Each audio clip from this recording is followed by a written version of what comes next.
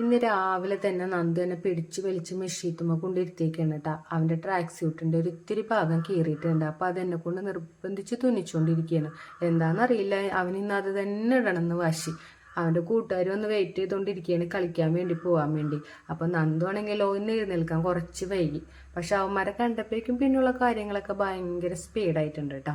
അപ്പം ഇന്ന് ചായക്ക് അവർക്ക് ബ്രെഡും ജാമും മതി എന്ന് പറഞ്ഞു. അപ്പോൾ രാവിലെ തന്നെ അവന്മാർ മൂന്നാളും കൂടി പോയി കടയിൽ പോയിട്ട് ബ്രെഡും ജാമും വാങ്ങിച്ചുകൊണ്ട് വരുന്നുണ്ട്. അപ്പം അന്നേരമായപ്പോഴേക്കും ഞാൻ കുറച്ച് നേന്ത്രപ്പഴം ഉണ്ടായിരുന്നു, ഇതുപോലെ ഒന്ന് വഴറ്റി വെക്കുന്നുണ്ട്. അപ്പോൾ ഇതും കൂടി ആകുമ്പോൾ ഇന്നത്തെ നമ്മുടെ ചായപ്പണി അങ്ങനെ കഴിയുമല്ലോ.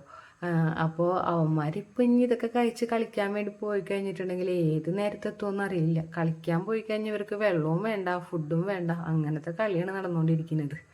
പക്ഷെ നന്ദുവിനോട് ഞാൻ പറയും, ഫുഡ് കഴിക്കാൻ വേണ്ടി ടൈമിന് വന്നില്ലെങ്കിൽ നിന്നെ ഞാൻ കളിക്കാൻ വിടില്ല എന്ന് പറയും.